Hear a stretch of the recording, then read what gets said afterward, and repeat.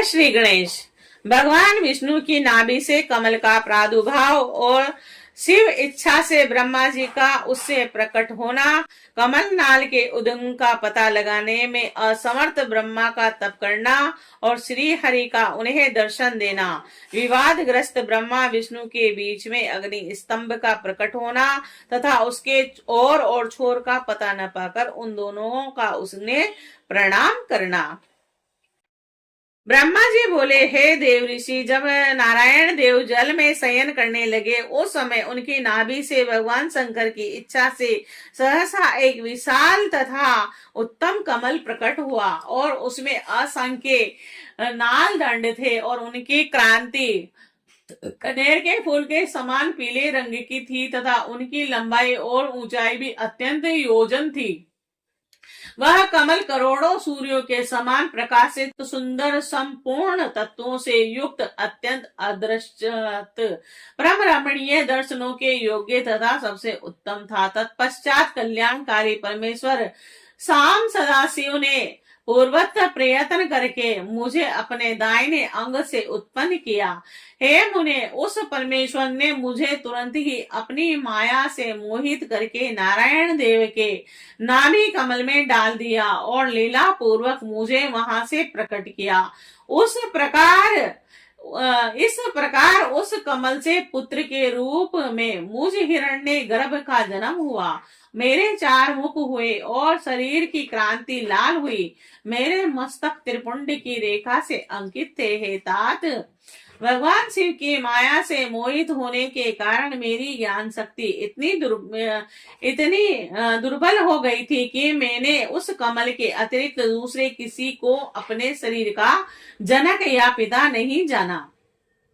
मैं कौन हूँ, कहाँ से आया हूँ, मेरा कार्य क्या है, मैं किसका पुत्र होकर उत्पन्न हुआ हूँ और किसने इस समय मेरा निर्माण किया है। और इस प्रकार संशय में पड़े हुए मेरे मन में यह विचार उत्पन्न हुआ कि मैं किस लिए मोह में पड़ा हुआ हूँ और जिसने मुझे उत्पन्न किया है उसका पता लगाना तो बहुत सरल है।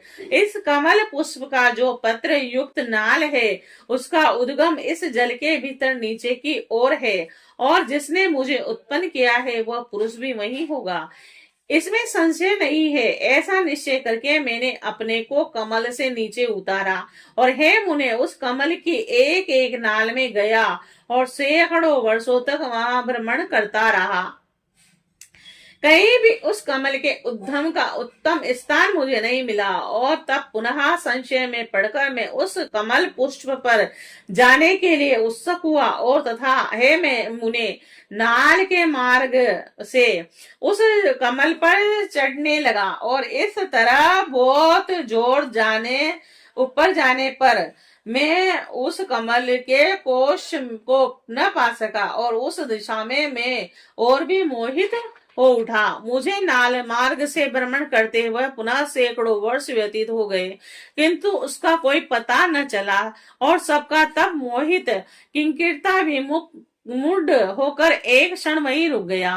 हे मुने, उस समय भगवान शिव की इच्छा से परम मंगलमय तथा उत्तम आकाशवाणी प्रकट हुई जो मेरे मोह का विध्वंस करने वाली थी। उस वाणी ने कहा, तप तपस्या करो। उस आकाशवाणी को सुनकर मैंने अपने जन्मदाता पिता का दर्शन करने के लिए उस समय पुनः प्रयत्न पूर्वक 12 वर्षों तक घोर तपस्या की। तब मुझ पर अनुग्रह करने के लिए ही 4 भुजाओं और सुंदर नेत्रों से सुशोभित भगवान विष्णु वहां सहसा प्रकट हो गए और उन परम पुरुष ने अपने हाथ में शंख, चक्र, गदा और पद धारण किए हुए थे और वे सारे अंग सजल जलधर के समान श्याम क्रांति से सुशोभित थे। उन परम प्रभु ने सुंदर पीतांबर पहन रखा था। उनके मस्तक आदि अंगों में मुकुट आदि मूल्यवान आभूषण शोभा पा रहे थे।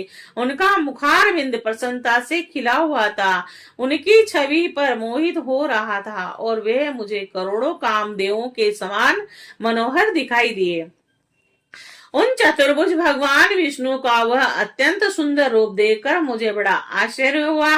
वह सांवली और सुनहरी आवाज से उदासित हो रहे थे और उस समय उन सद सत स्वरूप पर सर्वात्मा महाबाहु नारायण देव को वहां उस रूप में अपने साथ देखकर मुझे बड़ा हर्ष हुआ। मैं उस समय प्रभु शंभु की लीला से मोहित हो रहा था, इसीलिए मैं अपने उत्पन्न करने वाले को न जानकर अति हर्षित होकर उनसे कहने लगा। ब्रह्मा जी बोले, मैंने उस सनातन पुरुष को हाथ से उठाकर कहा कि आप कौन है, और उस समय हाथों में तीव्र और दृढ़ प्रहार से क्षण मात्र में ही वे जितेंद्रिय जाग करके सैया से उठकर बैठ गए। तदंतर अविकल रूप से निद्रा रहित होकर उस राजीव लोचन भगवान विष्णु ने मुझ को वहां पर व्यवस्थित देखा तो हंसते हुए बार बार मधुर वाणी में कहने लगे। विष्णु जी बोले, हे वत्स, आपका स्वागत है। आप महाद्रुतिमान पितामह, आपको स्वागत है। निर्भय होकर रहिए, मैं आपकी सभी कामनाओं को पूर्ण करूंगा, इसमें संदेह नहीं। देव ऋषि उनके मदहास युक्त उस वचन को सुनकर रजोगुण के कारण शत्रुता मान बैठा। देव श्रेष्ठ में जनार्दन भगवान विष्णु से कहने लगा। ब्रह्मा जी बोले, हे निष्पाप, समस्त संसार के कारणभूत मुझे आप हंसते हुए जो है वत्स, हे वत्स कह रहे हैं, वह तो वैसे ही लग रहा है जैसे कोई गुरु अपने शिष्य को है वत्स कह रहा हो। मैं ही संसार का साक्षात कर्ता, प्रकृति का प्रकृत, सनातन अजन्मा विष्णु, ब्रह्मा विष्णु को ही उत्पन्न करने वाला विश्वात्मा, विधाता, दाता और पुंडरीकाक्ष हूँ। आप अज्ञानवश मुझे हे वत्स ऐसा क्यों कर रहे हैं? इसका कारण शीघ्र बताइए।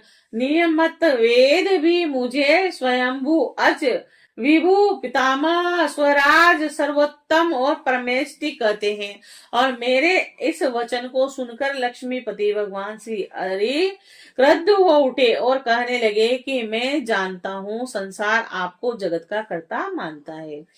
भगवान विष्णु बोले, आप संसार की सृष्टि करते हुए पालन करने के लिए मुझ अवयव से अंग से अवतरण हुए हैं, फिर भी आप मुझ जगन्नाथ नारायण पुरुष परमात्मा निर्विकार पुरुहुष्ट विष्णु अच्युते ईशान संसार के उपस्थित स्थान रूप नारायण महाभाव और सर्वव्यापक को भूल गए हैं। मेरी ही नाभि कमल से आप उत्पन्न हुए हैं, इसमें संदेह नहीं है। इस विषय में आपका अपराध भी नहीं है, आपके ऊपर तो मेरी माया है। ए चतुर्मुख, सुनिए, यह सत्य है कि मैं ही सभी देवों का ईश्वर हूँ और मैं ही करता हरता और भरता हूँ। मेरे समान अन्य शक्तिशाली कोई देव नहीं है। हे पितामह, मैं ही ब्रह्म और परम तत्व हूँ और मैं ही परम ज्योति और वह परमात्मा विभु हूँ। और इस जगत में आज जो यह सब चराचर दिखाई दे रहा है और सुनाई पड़ रहा है, चतुर्मुख, यह जो कुछ भी है वह मुझ में व्याप्त है, और ऐसा आप जान लें।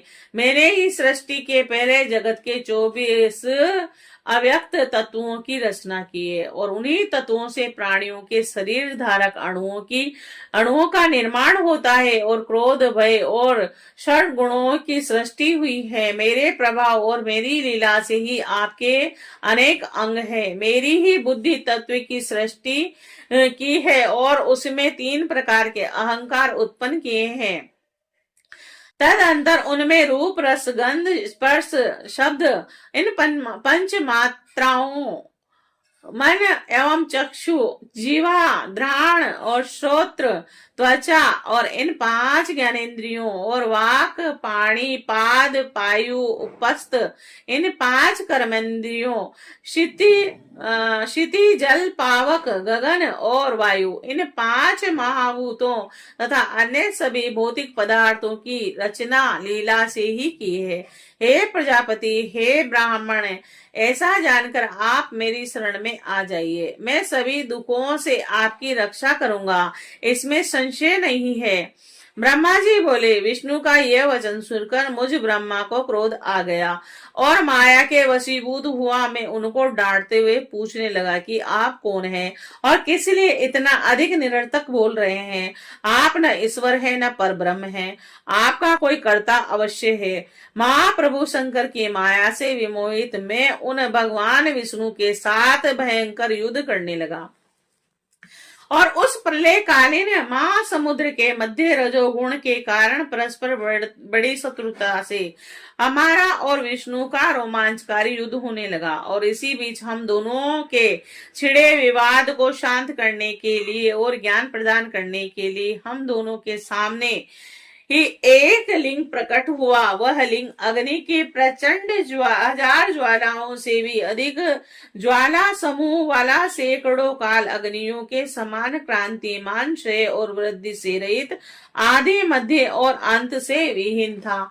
और वह उपरमाहित अनिर्देश बिना किसी के द्वारा उपस्थापित, अव्यक्त और विसर्जक था। और उस लिंग की सहस्त्र ज्वालाओं के समूह को देखने मात्र से ही भगवान विष्णु मोहित हो उठे और शिव की माया से मोहित मुझ से वह कहने लगे कि इस समय तुझसे तुम इतनी स्पर्धा क्यों कर रहे हो?